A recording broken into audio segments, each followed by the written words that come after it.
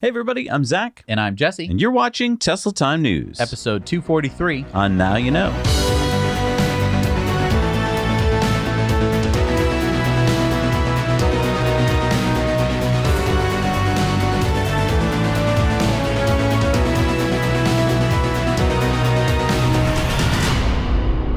We're brought to you, as always, by our amazing Patreon patrons. You can help support independent news every week by heading over to patreon.com/nowyouknow, and there you'll get some awesome perks. This Saturday, we're going to be doing our book club. Yep. We're going to be talking about the book Dune, which has inspired Elon to make some memes because the memes must flow. And we're sponsored by BigBattery.com with the best battery prices in the USA, guaranteed. If you've got something you need to power from homes to cars, RVs to boats, and much more, BigBattery.com has you covered.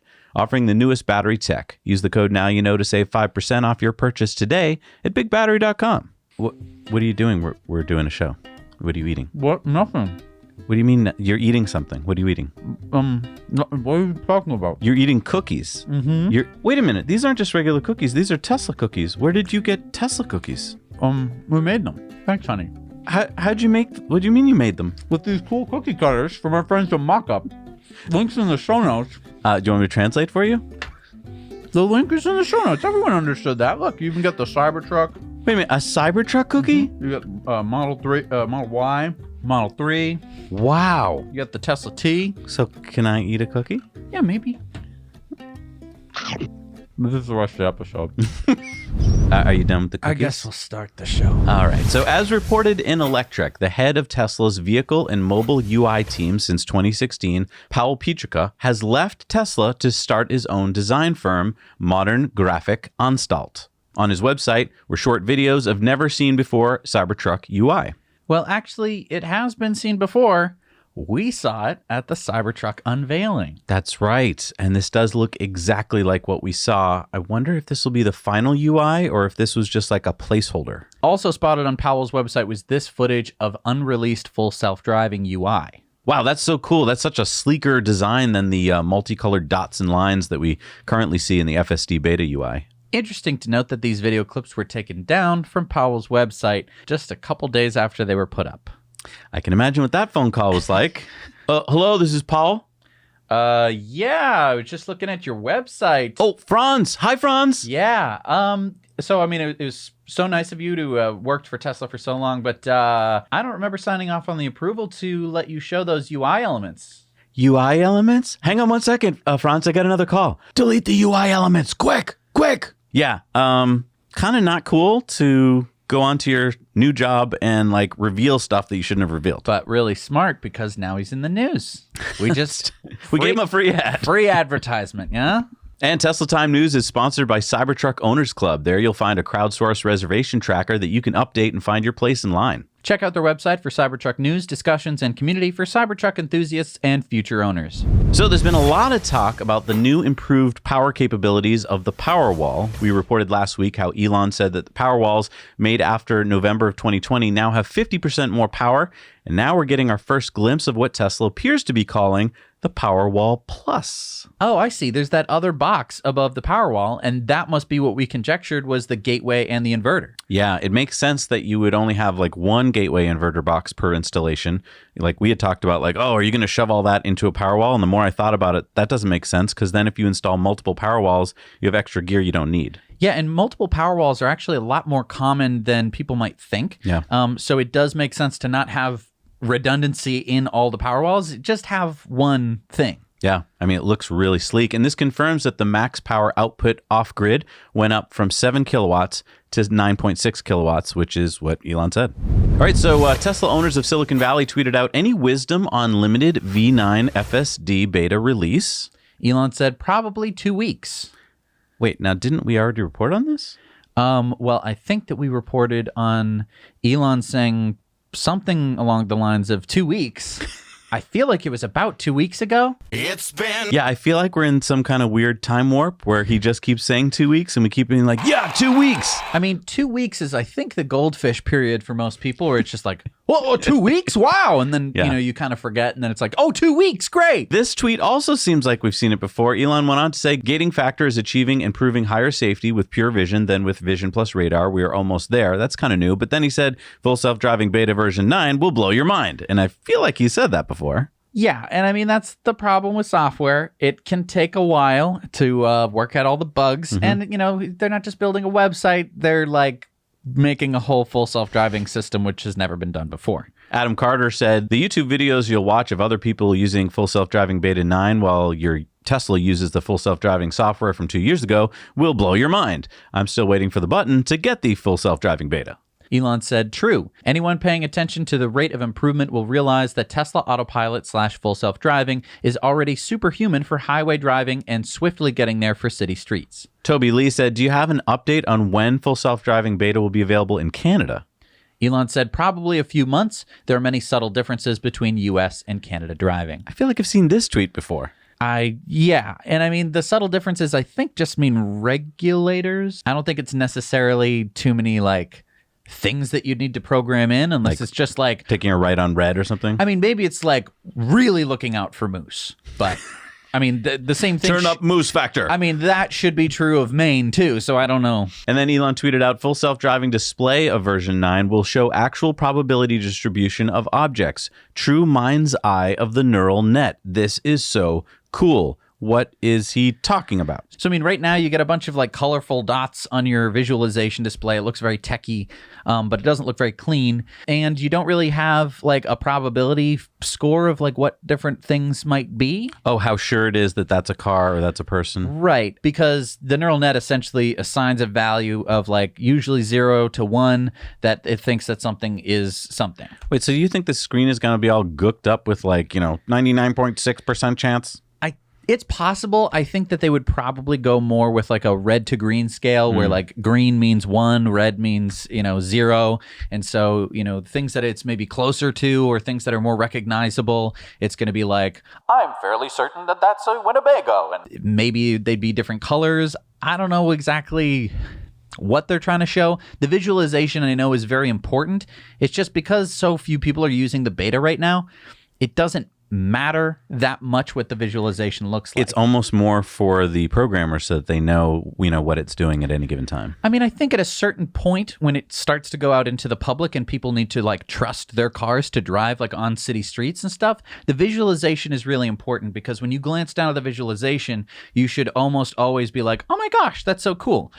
I usually notice that when I'm driving my car and there's a crap ton of cones out on the street and my car can see almost every single one of them, and I'm like, wow, that's so interesting. But I mean, a lot of this is going to go away, just like we saw from the last story, where we get a more sleek design that won't show you percentages of anything. It'll just show us, when there's a person, it shows a person. Yeah, I think that maybe once we get out of beta, that's when it's going to start to look shiny, and when most people are driving around with it, it's just going to look I don't know, a little just representation of the world around you. And then lastly, Elon said, was using this in my car last night. Well, good for you. We don't have the button yet. Yeah, thanks a lot, Elon. Rubbing it in.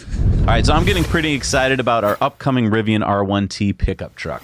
But I heard something about grouped deliveries. What does that mean? Yeah, Rivian emailed soon-to-be owners and said that our delivery schedule is synced with the growing coverage of our Rivian service centers, mobile service fleet, and available charging infrastructure. We will initially be building similarly configured vehicles grouped by paint color, interior package, and option choices. Grouping vehicles this way helps us accelerate our ramp-up and deliver as many vehicles to customers as possible. A dedicated Rivian guide will be assigned to every pre-order holder. Guides will begin reaching out in May based on the above 3 factors. However, due to the large number of pre-orders, many of you won't be in this initial cohort of outreach. We expect every launch edition pre-order holder to meet their guide by Thanksgiving. But we ordered it the first day. I know. I think a lot of early customers could be kind of upset by this, including me, but maybe some of the late pre-order holders will be happy because they get to move up in line. But we did get to see the new Carabiner fob, though.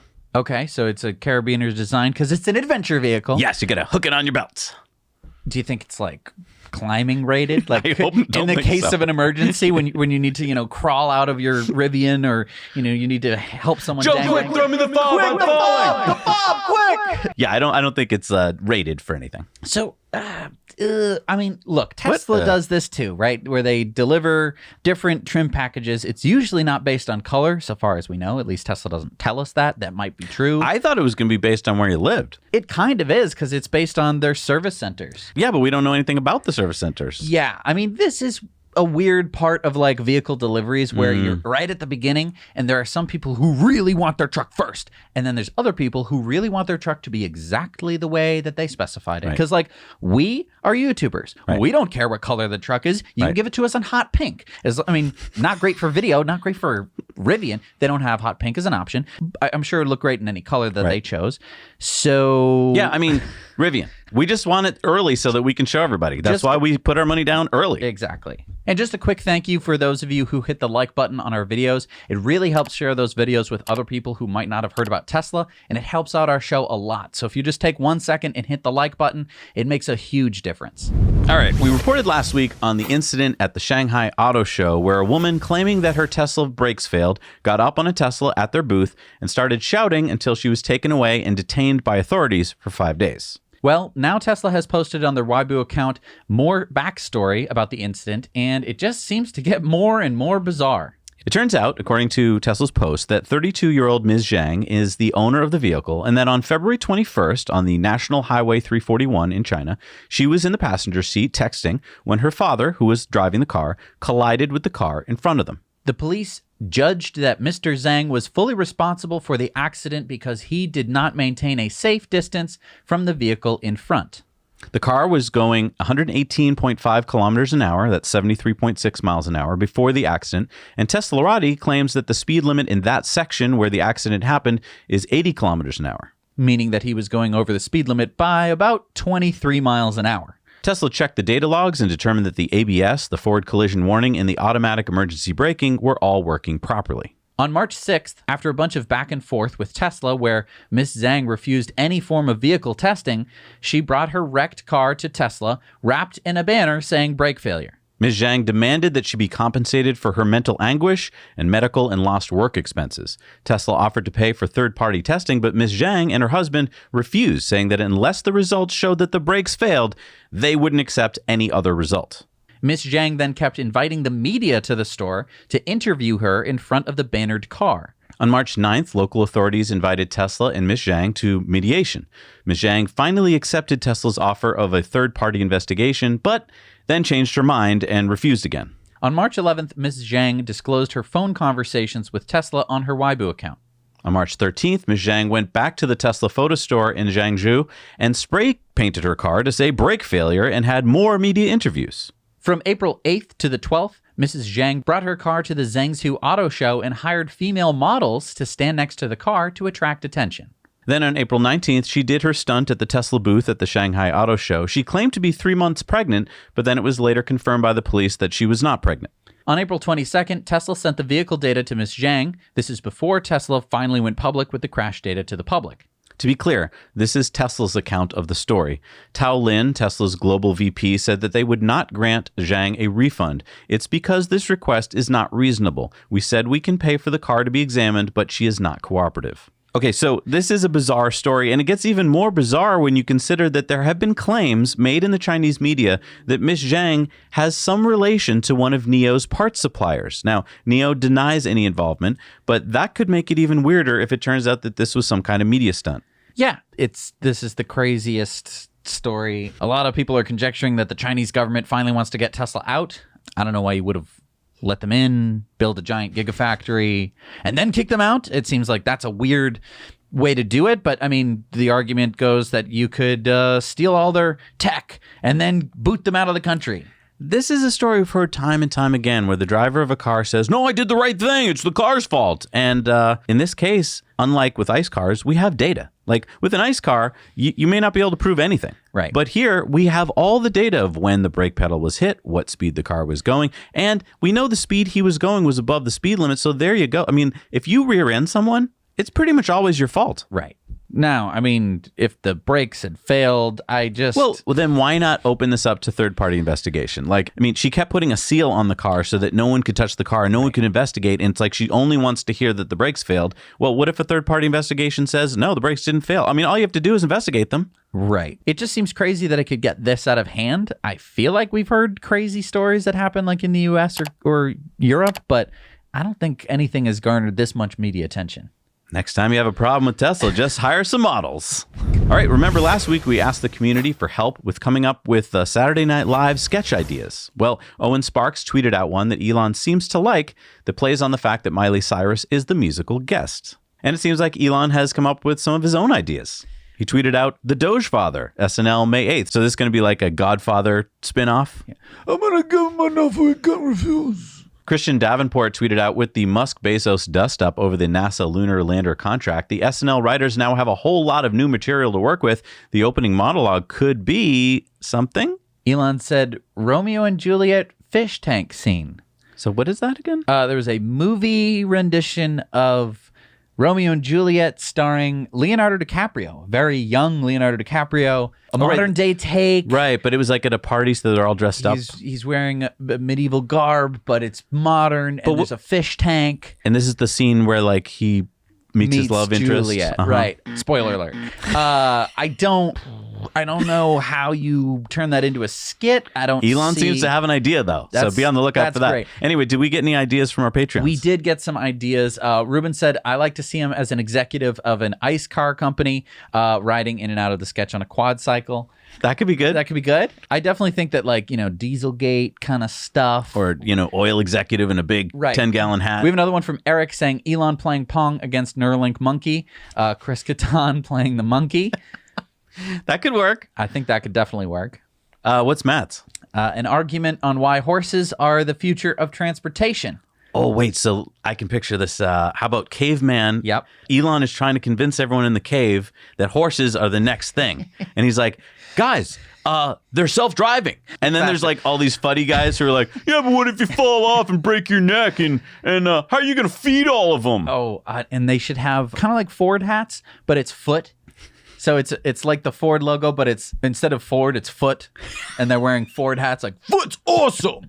Foot, I carry big, heavy thing. And he's like, guys, we're going to make the mammoths go extinct if we have to eat all this food to carry all of our, tents and stuff over and keep following the mammoths. And like, what are you talking about? Mammoths live forever. Big mammoth. I think that would be a pretty good sketch. No. If he doesn't do it, we should do it. So we've reported on the company Revel before. Oh, right. They rent electric mopeds by the minute. Our friends Peter and Will Anderson reviewed them for us. Yep. Well, now in New York City, Revel is offering something bigger. Bigger. So like an electric motorcycle. Add 2 wheels. An electric motorcycle with 4 wheels? No. Starting this month, Revel is launching 50 of these blue Tesla Model Ys that you can hail with their app to get you around Lower Manhattan. Oh, wait. So it looks like they've removed the front passenger seat. That's really cool. So unlike Uber and Lyft, Revel has hired these drivers as full-time employees with training, benefits, healthcare, and paid time off. So is this like a pilot? Yeah. Revel CEO and co-founder Frank Rieg said Revel wants to get more EVs into New York City immediately and begin displacing more gas-powered vehicles. Cities like New York don't need another company promising electric fleets in 2030.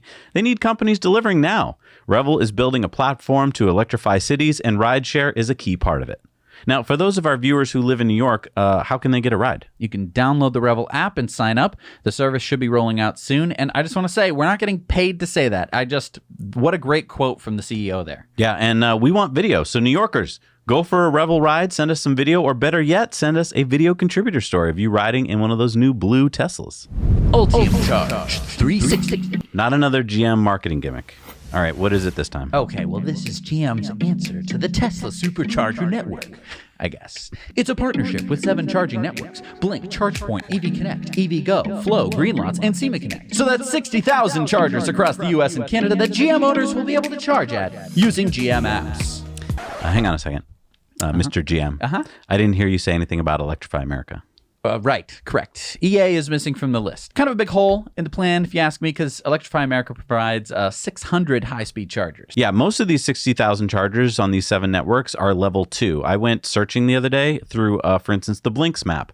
Almost everything was level 2. ChargePoint was a little better. They have about 350 of these high-speed chargers, but those are only like 50 or 125 kilowatt chargers. EV Connect is pretty light on DC fast charging. Wait, does that one show none in New England? Yeah, none that I could find in Massachusetts, Maine, Vermont, New Hampshire, or Rhode Island, and only 2 in Connecticut. EVgo has over 800 DC fast chargers, but most of those are 50 kilowatts. So that's, good, but not great. The Flow network is really light on DC fast chargers, and many of them were the same ones that I found on ChargePoint. So whose network is whose here? Greenlots claims they'll have 160 DC fast chargers in the US by the end of this year. And Greenlots is not my favorite network. I mean, it has a really crappy user experience every time I've encountered one. Yeah, so there you have it. About 59,000 level 2 chargers and about 1,000 DC fast chargers, most of them not that fast. Now, a lot of these chargers are in weird places, like behind hotels or at parking garages down below, or, places that aren't that convenient for most drivers. So to me, it's like when you hear about one of those new movie subscriptions you can sign up for, and it's like, we have tons of thousands of movies. And then you're go through some of the movies and you're like, what? I've never heard of these movies. Yeah, is this going to be the seamless charging experience like the Tesla supercharging network?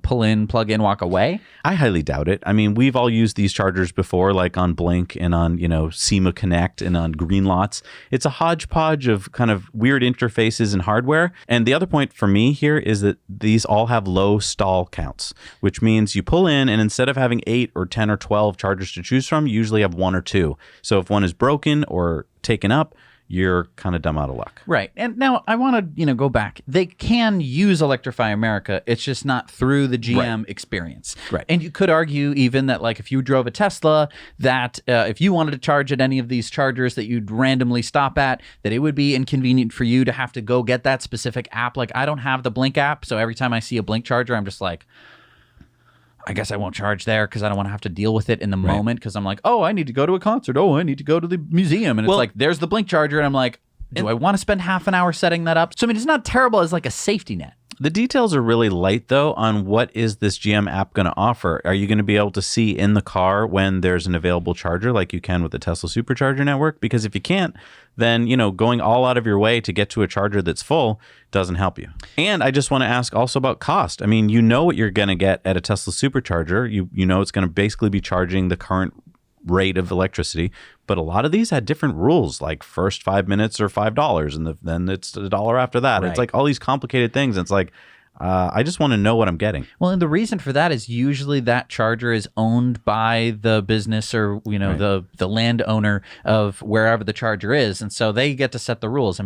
There's lots of different ones where it's like, oh, if you charge here for longer than an hour, then we'll start to charge you $15 every 10 minutes. And you're like, that's a lot of money. And so you're sprinting back to your car money's just flowing out of my account. And this brings up another question. What if you're a hotel owner that installed a charger thinking it was for your guests, and now all of a sudden all these Mach-E's are showing up that you didn't know were going to come, right, and aren't going to your hotel, and now they're using your bathrooms? It's like, are you going to complain to GM and get that charger taken off the network? Yeah, it's level 2 chargers are weird, man. They're super, when you need one, you're just like, oh, thank God this one is here. Overnight at a hotel, great. Right. So yeah, it's kind of a weird thing. It's kind of a PR stunt. Well, speaking of PR stunts, let's go to the next story. Oh. Electrify America just announced that they now have 600 U.S. charging stations. So now we're going to be able to charge our new Rivian. Well, hang on there, bucko.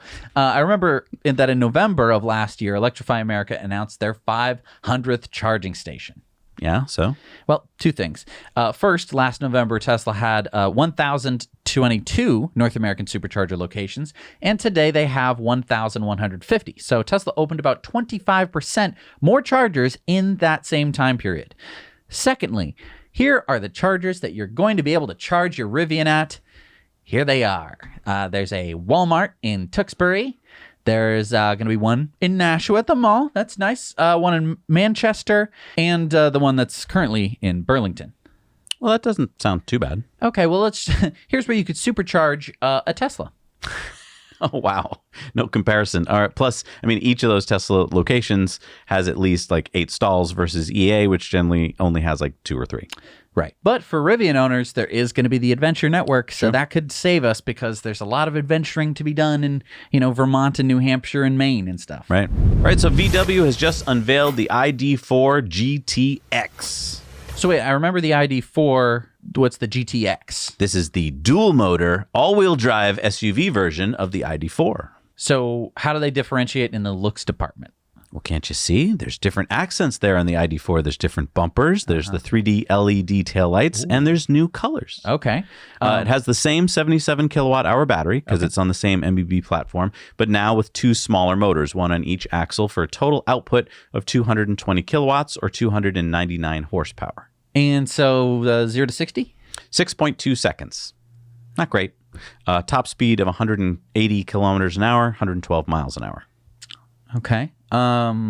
Range? They didn't say anything about that yet. But I'm assuming since it's the same battery and it's probably a little bit heavier car, that it's probably a worse range than the ID4.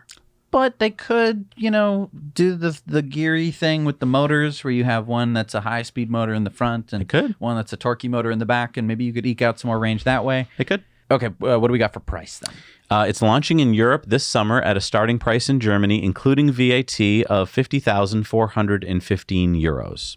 There's no mention of when it will come to America, but the ID4 will be coming later this year. Interesting, because I thought that the ID4 was going to be the American car and the ID3 was going to be the European car. Is this like the Norway version because it has all-wheel drive and they know that it'll sell better in snowy Norway? I would actually think this would be the American version because it's an SUV and I think they need something to go up against the Model Y, but I don't know. Well, I mean, they have the other ID4 that's supposed to be coming to America soon or is here, or I haven't seen one yet.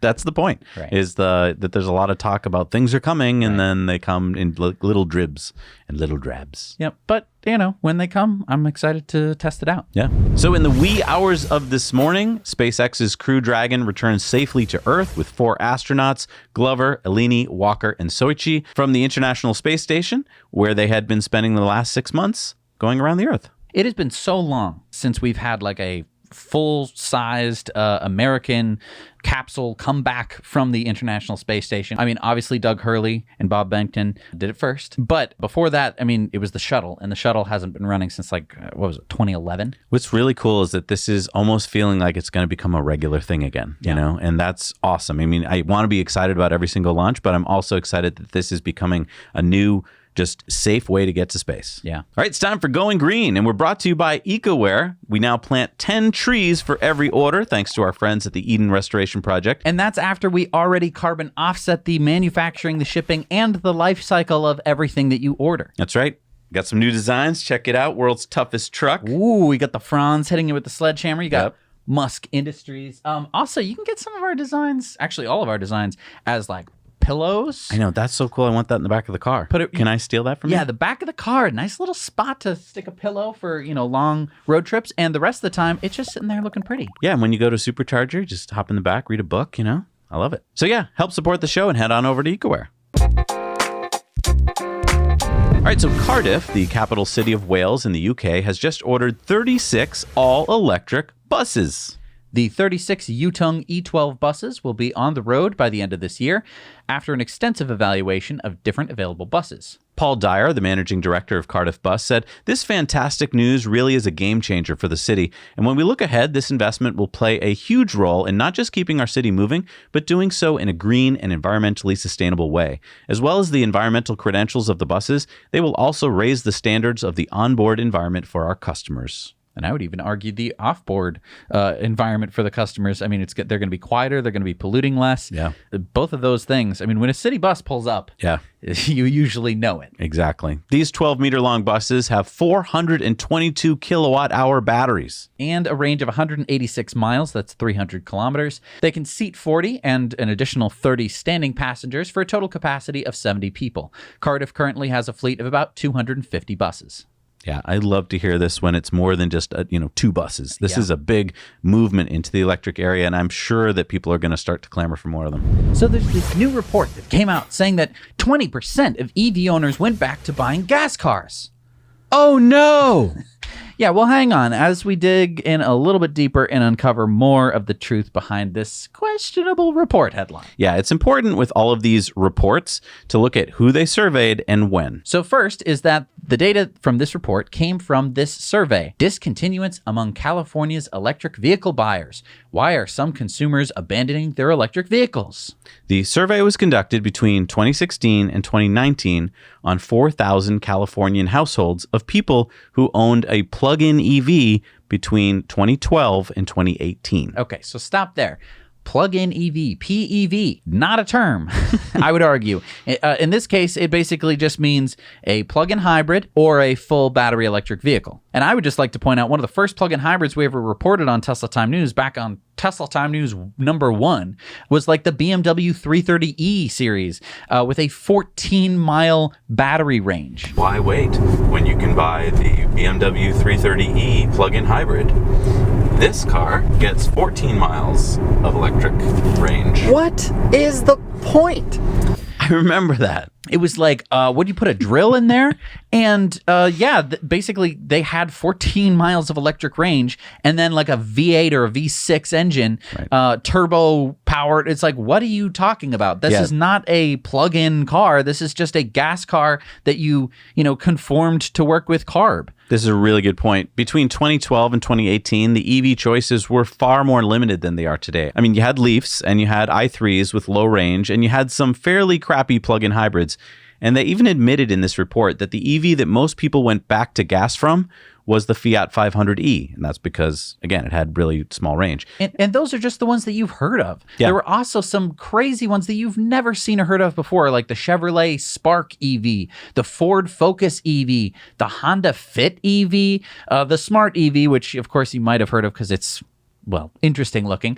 But these are cars that we barely talk about today because they were just basically souped up golf carts. And the only reason they were sold in California, the only place that they were sold practically, was because of the California Air Resource Board regulations. Yeah, and the EV that the least number of people went back to gas from was Tesla at just 11%. And that was pretty much before the Model 3 came out. So I think the better takeaway from this survey is that even with way worse EVs to choose back then, this survey still shows 80% of people stuck with EVs. Yeah, in fact, only 18% of BEV owners went back to gas. It was 20% of plug-in hybrid owners that went back to gas cars. So exactly, this is actually a good thing. If back then still people stuck with their EVs, imagine if you did the survey now. And, with the plug-in hybrid thing, yes, there's the Volt. A great plug-in hybrid, a great EV range that you can pretty much get around in. And then for the long stuff, you resort to the gas. I get it. But there were so many plug-in hybrids with little teeny tiny ranges that people basically didn't even think to plug in because the range was so pathetic and the performance was so pathetic on electric because it had these little teeny tiny batteries, these little teeny tiny motors. And the idea was basically, you have this thing which gets us past the regulators and the rest of it is going to be good old-fashioned gas. So for most people, it didn't feel like they were switching from PHEV to gas. They were just switching from gas to gas. Exactly. But a lot of news agencies will come out with this, like 1 in 5 EV owners go back to gas. And it's like, from really old data. I mean, they started in 2016. Yeah.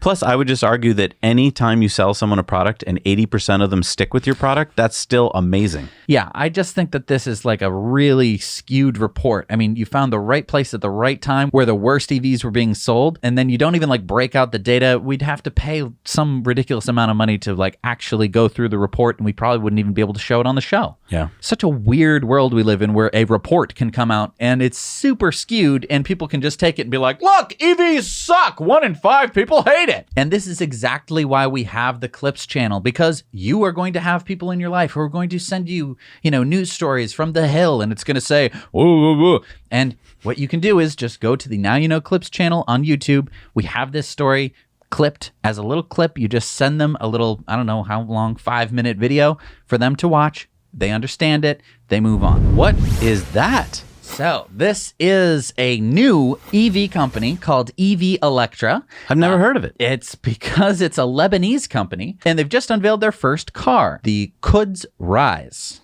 It's electric? It is an electric car. It's apparently starting at $30,000. That's amazing. It will have 0 to 60 in 5 seconds. Great. It has a 50 kilowatt hour battery. So you might be saying, oh, but the range. I would like to point out Lebanon is only about 130 miles tip to tail. Point. And EV Electra is promising 100 charging stations. Okay. So I think that they're going to basically blanket the country of Lebanon with EV charging. So is that gold because it's the very first one or something? I'm not sure. I mean, basically, it's the Dome of the Rock. I believe it's the third most holy site in Islam, so that's why they chose it. Gotcha. It's Lebanon. If you don't like the look of that grill, it looks like you can get one without the gold. It looks a little bit more, I mean, like a supercar for $30,000. Pretty interesting. Does Lebanon sell a lot of cars? This year especially, they do not. So far, in 2021, Lebanon has sold 62 cars. 62,000 cars? No. 62 cars total.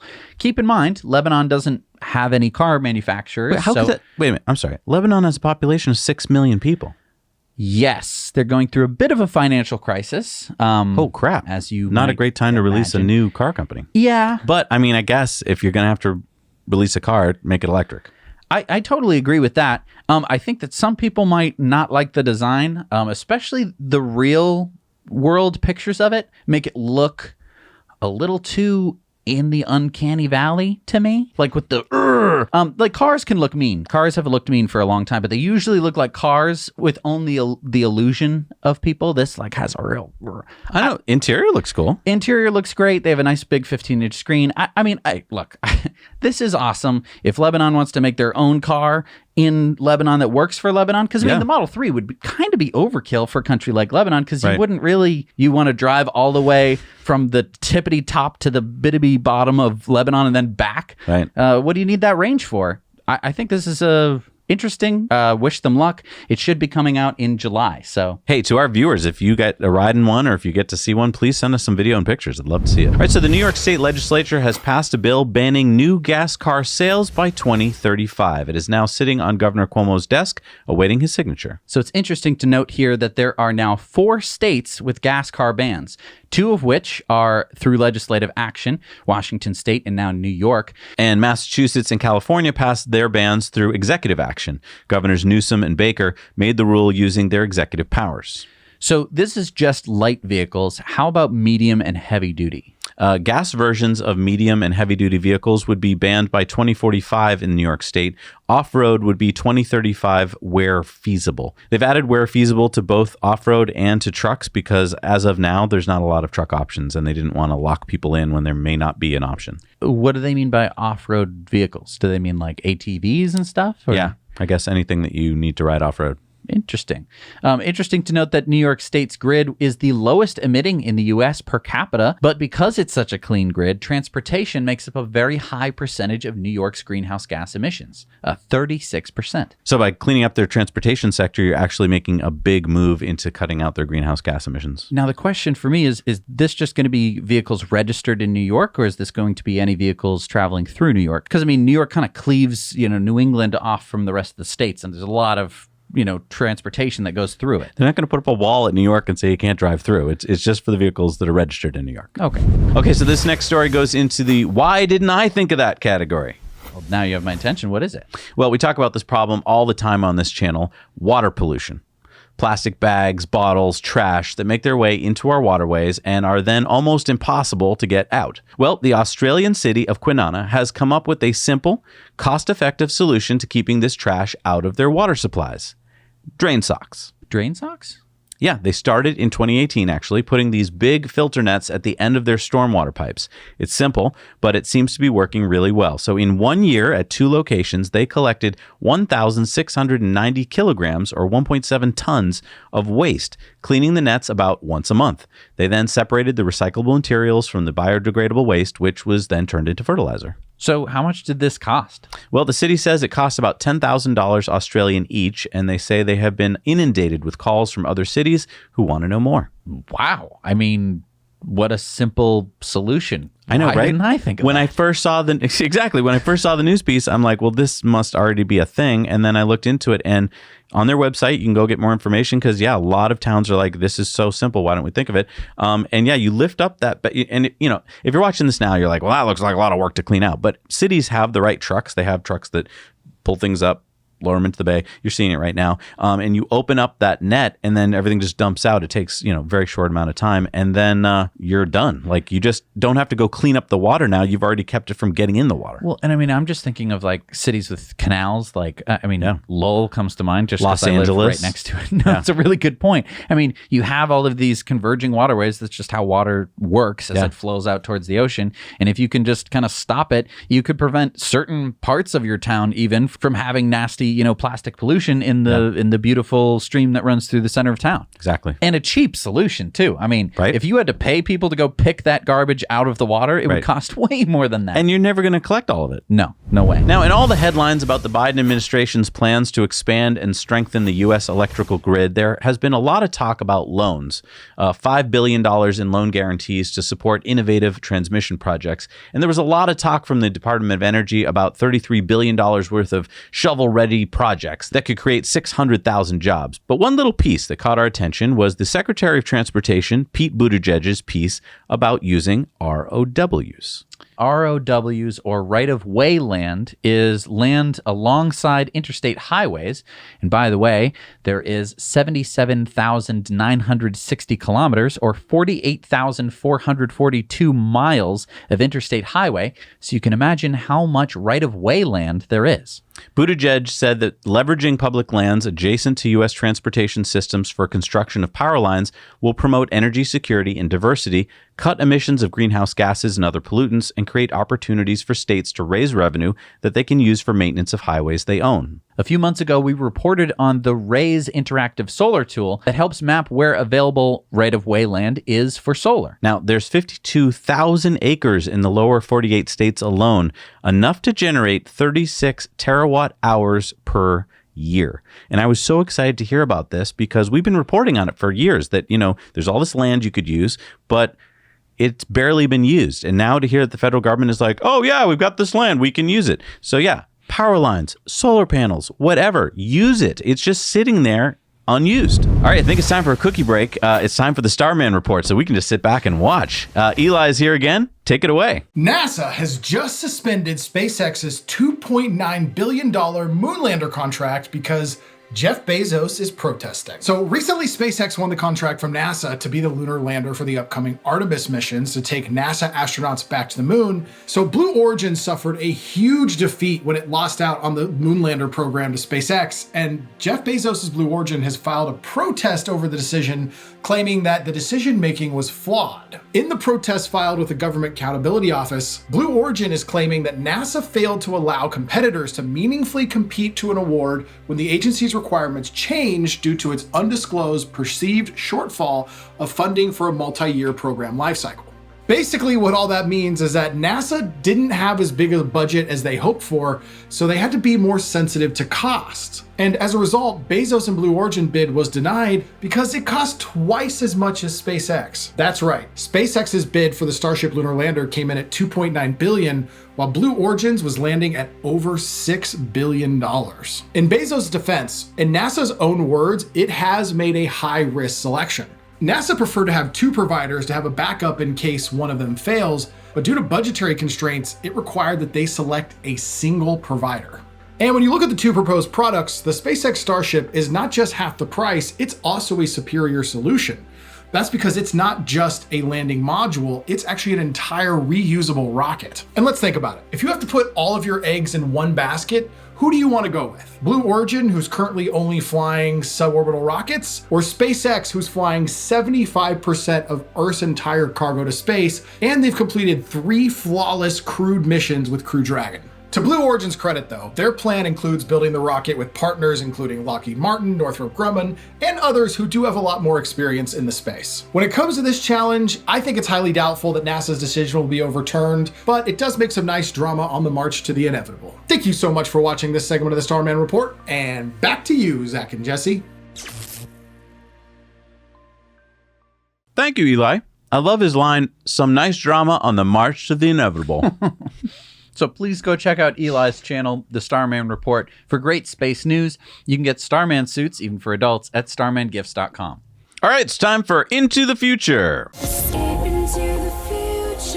Did you ever want to pretend you were an investigator on CSI and have access to the data in your car? Is this a new TV show you're pitching? It could be. That would actually be a show that I would watch, I think. Well, now you can be that investigator if you own a Tesla and have this. What's this? Tesla now has on its website, which you can see here at edr.tesla.com/help, a page explaining the EDR, or the Event Data Recorder. The Tesla Model S, X, 3, and Y are equipped with an Event Data Recorder, or EDR. The EDR records data related to vehicle dynamics and safety systems when the system senses a crash or a crash-like situation, such as hitting a road obstacle. This data is stored in the vehicle's Restraints Control Module, or RCM. The recorded data may help Tesla and other interested parties better understand the circumstances which lead to crashes and the potential for injury. Event data is recorded by your vehicle only when it senses a non-trivial physical occurrence. Data is not recorded by the EDR under normal driving conditions. Tesla provides free publicly available software which may be used to access and retrieve EDR data, and provides a free online service that generates a report in PDF format from the retrieved data. This user guide describes the steps necessary to access and retrieve EDR data and to generate a report. Wait, so what do I need to get all that data? Okay, so you'll need a Windows computer because it doesn't support other operating systems. Why should it? A Pecan USB, which is a USB to CAN adapter, which is manufactured by Peak Systems. Okay. You can see it here. The appropriate Tesla cable, which is available at Crash Data Group, which you can see here. Ooh, those are not cheap. No, this isn't a cheap endeavor. Okay. Owners will also need the following software: device drivers for the Pecan USB, which are available from Peak Systems, and the Tesla EDR Retrieval Program, available at Tesla's EDR Retrieval Program link. So that part is free. Okay, so what does an EDR report look like? Yeah, normally you would imagine that it would be filled with gobbledygook, right? But the cool thing is you actually feed it through their EDR retrieval program, and it takes the gobbledygook and gives you this. So what we're seeing here is a sample report.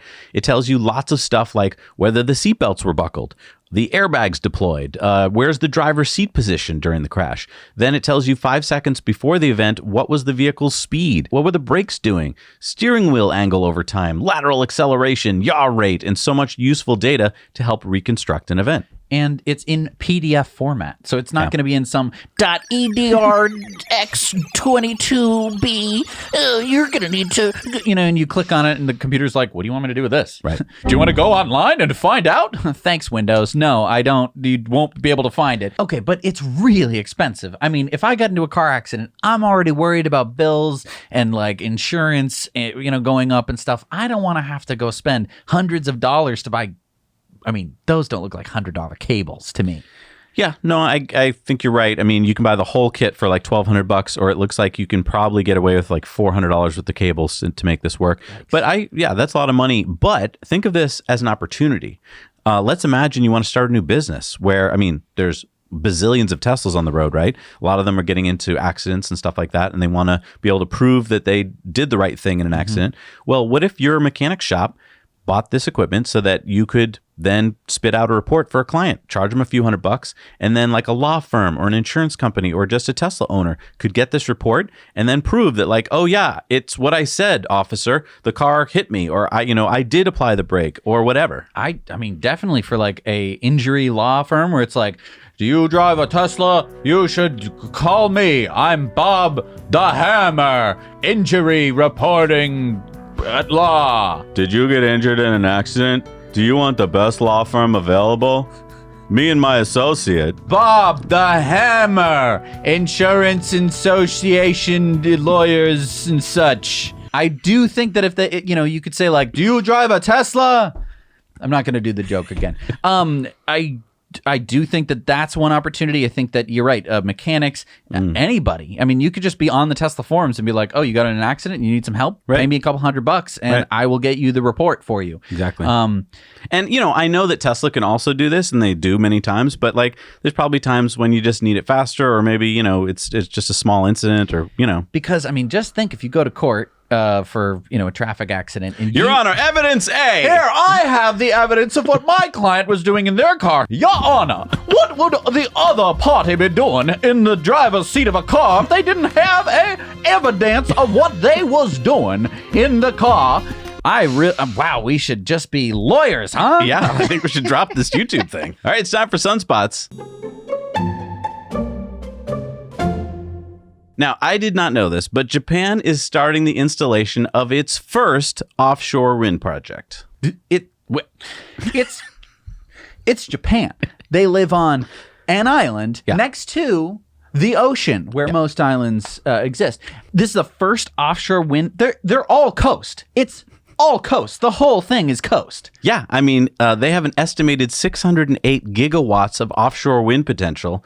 I would have thought that Japan would have been installing offshore wind turbines for years, but no. And the same thing here in the US. We have a bazillion miles of coast, and we only have just started installing offshore wind farms.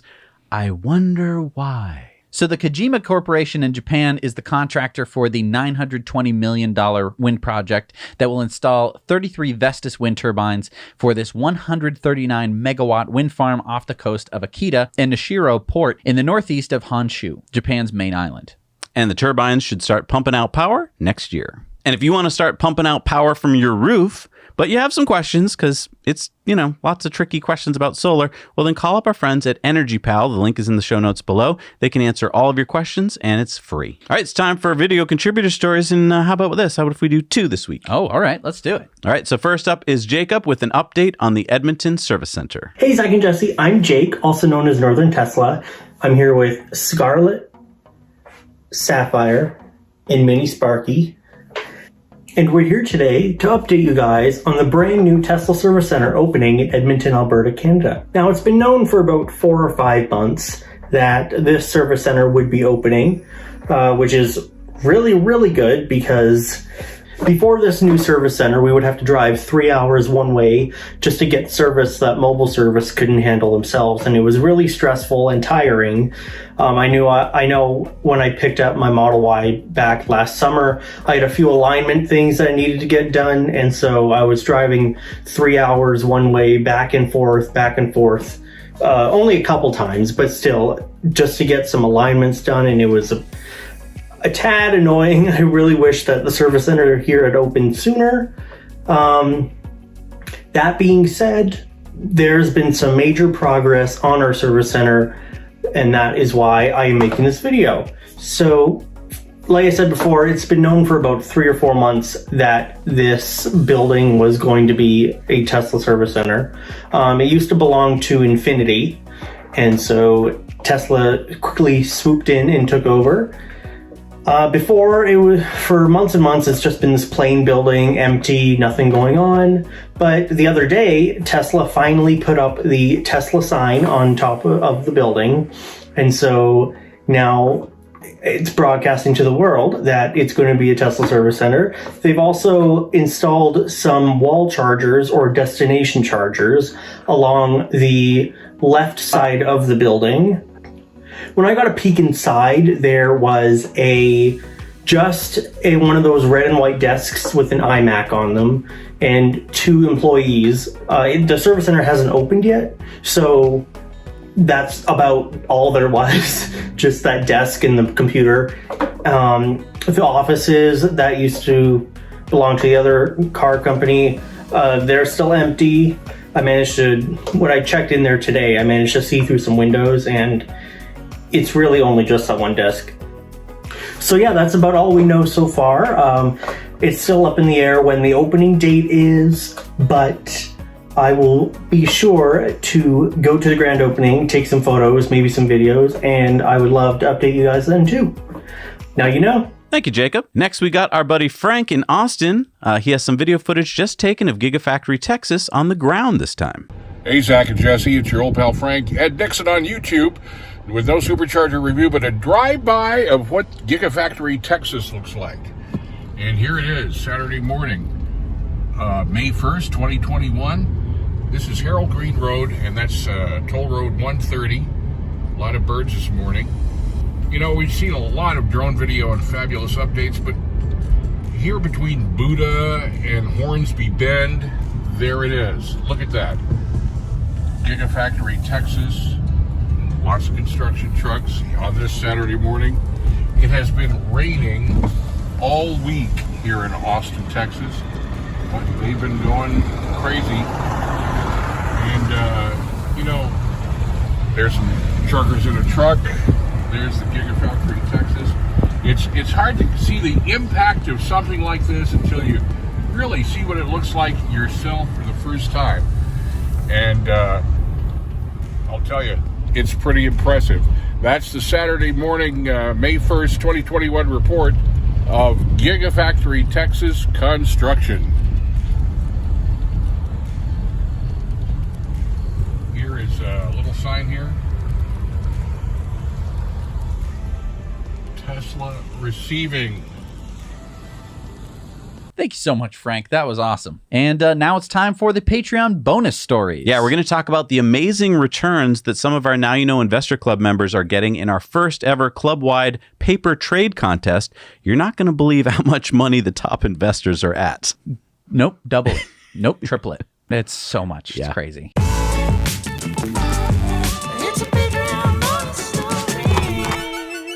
All right, we're back from the Patreon bonus stories. It's time for the shout-outs. These are people who support us and make the show possible. Who do we got this week, Jess? We've got Robert Palmer, Andrew, Tomas Selen, David Yavrayan, Sean Biladou, Kyle Coetzee, Volker Kirschman, Joel Campbell, John Guthold, David Munoz, Gabriel N., Wayne Aldridge, James Moore, Stan Jones, Christian Alvarado, Timothy Brennan, Greg Thorson, Brendan McCarthy, Simon Yugovsek, and Dave Hansen. Thank you so much for supporting us. We can't do this show without you. All right, it's time for Elon's tweets of the week. And Thomas says, a small amount of the area, percentage-wise, plus some batteries is all we need to power the whole Earth. You can generate more energy with solar panels than a nuclear power plant on the same area. And that is a quote from Elon. Elon responded to the quote from Thomas, and he says, yeah, roughly 200 megawatts per square kilometer using currently available solar panels. What's really amazing is that you can store all the energy needed to power a continent overnight with a 1 square kilometer of stacked Tesla megapacks. I don't know how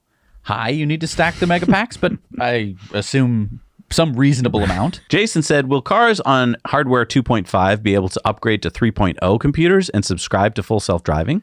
Elon said yes. And so I mean, we're talking about the computers that came out like around 2017-ish? yeah, I mean, I did this because I got my car end of 2017. Right, so I think we already knew this. Yeah, I think so. Dave Portnoy said, so I'm understanding this correctly. Elon buys Bitcoin, then he pumps it. It goes up, then he dumps it. It makes a fortune. Listen, I own 1 Bitcoin, but Bitcoin is exactly who we thought it was. Just don't be the last one holding the bag. Elon says, no, you do not. I have not sold any of my Bitcoin. Tesla sold 10% of its holdings, essentially to prove liquidity of Bitcoin as an alternative to holding cash on balance sheet. Interesting that, Elon has been pretty positive and vocal on crypto. I mean, we're just taking him at his word here. I don't think there's any, official filings. I think that's the whole point of crypto. Right. But interesting that he's saying that basically he hasn't been pumping and dumping. Gary Black says, as usual, C. Grant at Wall Street Journal is being intellectually dishonest in his clickbait Wall Street Journal headline that Tesla makes more money trading Bitcoin than it does selling cars. It is not only a lie, it's off by a factor of 4. Intellectual integrity doesn't apply when it comes to the Wall Street Journal Tesla coverage.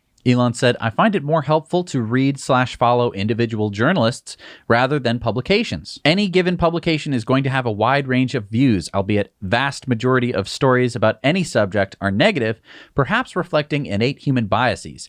Citizen journalism for the win. And thanks, Elon, because I think what Elon is saying is if you like TTN, then hit the subscribe button down below. No, because he said individual journalists, and there's 2 of us. Oh, Pranay quoted Elon here and says, if you're a co-founder or CEO, you have to do all kinds of tasks you might not want to do. If you don't do your chores, the company won't succeed. No task is too menial. Elon said, yup. And Gary Black went on to say, Elon, can Tesla please consider hiring a PR person? Tesla's done fine without one to now, but the stakes are higher now with full self-driving coming, China and the Europe expansion, and competitors taking potshots at Tesla as clear market leader. Elon said, other companies spending money on advertising and manipulating public opinion, Tesla focuses on the product. I trust the people. And we have an in-depth about just this subject, which is coming out tomorrow. Because I don't exactly agree with No, Elon I don't agree there. with him at all. I'm a little bit more with Gary Black on this one. Michael Sheets says, news, the FCC approves SpaceX's third modification to its Starlink license despite objections from companies including Amazon and Viasat, in a win for Elon Musk's growing satellite internet network.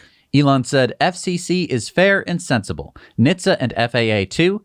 99.9% of the time, I agree with regulators. On rare occasions, we disagree. This is almost always due to new technologies that past regulations didn't anticipate.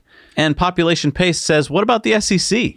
Elon said they have an important role to play in protecting the public from getting swindled, but are sometimes too close to Wall Street hedge funds, in my opinion. Strange that they aren't taking more action on some of the SPACs. Interesting that he is paying respect to a lot of regulatory agencies, except for the SEC, because they can go suck it. Jordan says, how's your book coming along? Elon said 0% so far. Well, listen, man, you're making it harder for yourself, because every day you go and you're not starting your book, you're just There's making more chapters. You're negative 20 billion%. Let's just be honest. John Collision says, roaring performance from SpaceX Starlink in Ireland. So this is really cool. Look at the stats he's getting in Ireland. And Elon says, cool. So I guess that's another country with Starlink coming. That's awesome.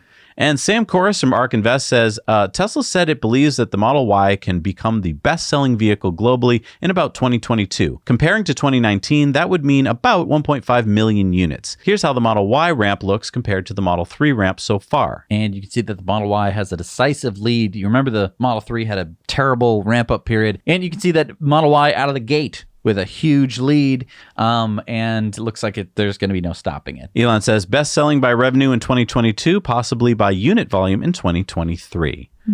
Tesla New York says, who's the biggest competitor to Tesla? Sandy Monroe says... Anyway, who's the biggest competitor to Tesla? None. There are no competitors to Tesla. But when they do come, they'll be Chinese. And Elon says, good technical analysis. Well, wow. All right. Jason says, is there any updated timeline on Tesla insurance coming to Florida? Elon said, hopefully later this year for several more states. Insurance is different for almost every state in America, and regulatory approvals take time. But hey, Rivian said they're going to come out with 40 states right out of the gate. True, but they haven't done that yet. True. Tesla does only right now do like California and I think like maybe one other state. Yeah, I mean, Rivian can say all that they want right now. Although I will say, that announcement was pretty positive. So I don't know how to weigh that one. Elon says a major part of real-world AI has to be solved to make unsupervised, generalized, full self-driving work, as the entire road system is designed for biological neural nets with optical imagers. And if we translate this... it means people drive cars now. We need to make computers that think like people. All right, so we had a poll last week. What was it? What is up with this China thing? So we had some responses. The most popular by far was that the fault was on the driver, but that other parties are helping take advantage of this situation. Because how do you have multiple days of hiring models if you don't have a big budget? Somebody's paying something, I think. Something. All right, it's time for Community Mail Time. And good day. Raymond sent us this license plate. He spotted in Victoria, Australia. And our buddy Pete is getting Tesla Solar installed. He actually now is installed. I believe it's 12.2 kilowatt system. Nice. And I mean, I just want to point out, I want this to be like a clickbait thing, Texas man unlocks free energy source on his roof. Oil executives hate him. But thank you for the pics, Pete. Those are awesome. Powerwall to boot. Our buddy Seth got these amazing photos of Phobos. What's Phobos? Phobos is a moon of Mars. This obviously is not a moon of Mars. It is one of SpaceX's repurposed oil rigs that they named Phobos. Oh, right. After the moon of Mars, to be transformed into an offshore spaceport. Right. So Elon is not drilling for oil. Right. And you can see the progress that they've made already. You can see the helipad. They've already cut that off. I'm assuming a lot of this is going to look different. I think that these are going to look pretty good, especially if you take into consideration the autonomous drone chips that SpaceX has out there now. They look pretty good. I think these are going to look even better. I've never been excited about an oil rig before, but now this is a spaceport. I know. And they got these things pennies on the dollar. Yeah. Thank you so much, Seth, for flying a plane to do some aerial reconnaissance. We have the best community. I feel like I'm in an old war movie. And this is our buddy Joseph, who sent us this video of pretending to be a Cybertruck.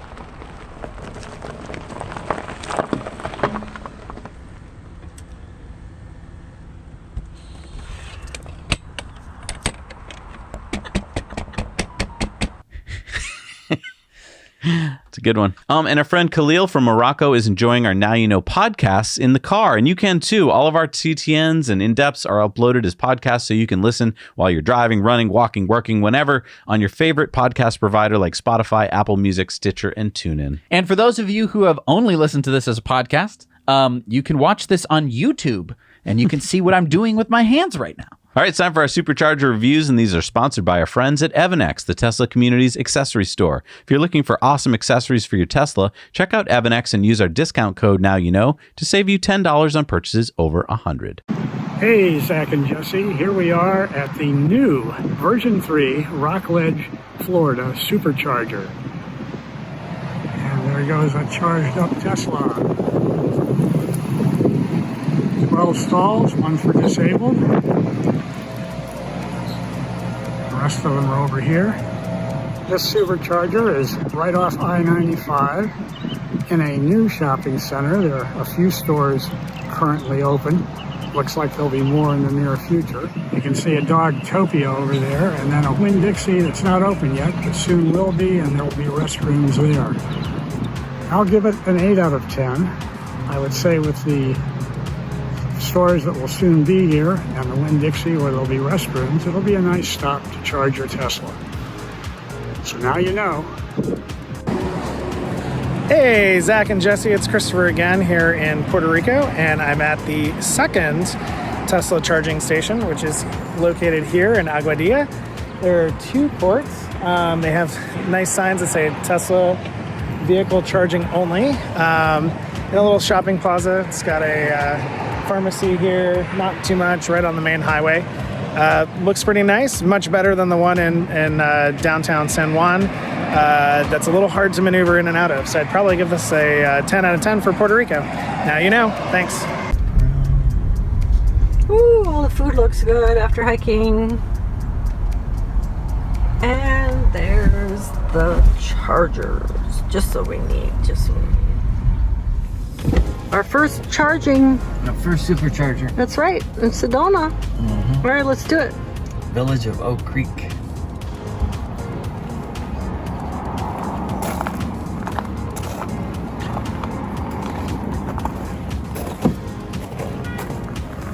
It's charging really fast at 283 miles in an hour. So that's awesome.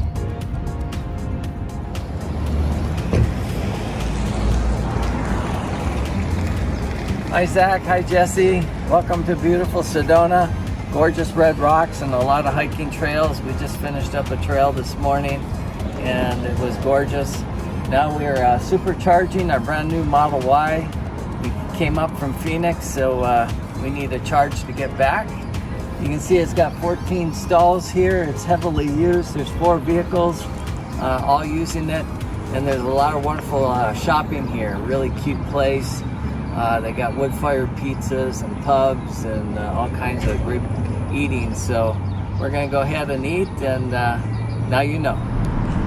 Hey Zach and Jesse. I'm at the Tesla Supercharger location in Kawaguchi, Japan. I came here today in this Honda E. I love the design of this thing. And check out all these screens inside it. It's a pretty sweet ride. There are 4 superchargers at this location, and they're located in this parking lot that's right across from a company showcasing model homes.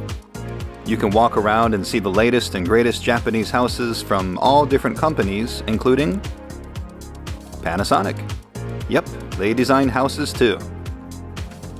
There's a bathroom you can use here and a 7-Eleven not too far away. I give this location a 4 out of 10 since besides these model homes, there's not too much else for entertainment.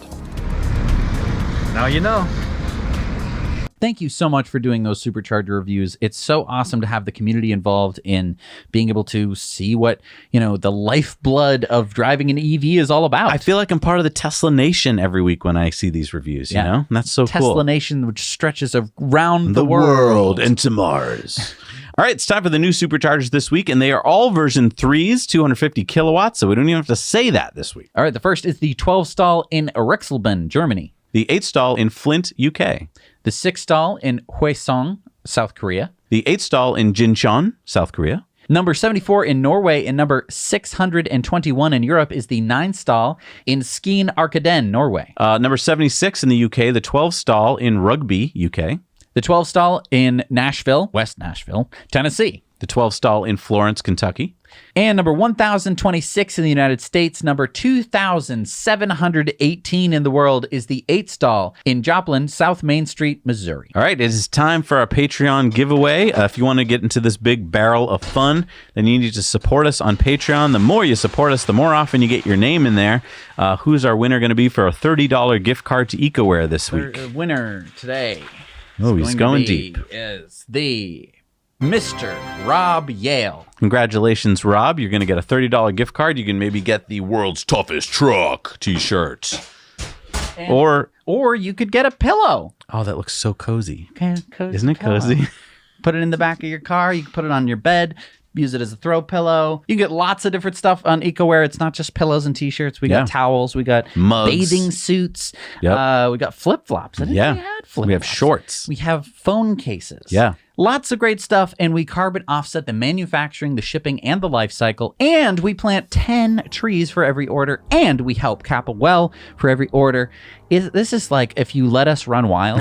It's gonna just keep the, going. with the carbon stuff, like we will go absolutely buck wild. I want to thank the Eden Project and the Well Done Foundation for allowing us to make those things super carbon negative. Yeah, and they do all the work. Right. The Eden Project is super efficient with money, and that's how we're able to do 10 trees per order, which is just super fantastic. It's going to make such a big difference. And the Well Done Foundation, I mean, there was nobody capping wells before them. They're out there working hard all the time capping wells.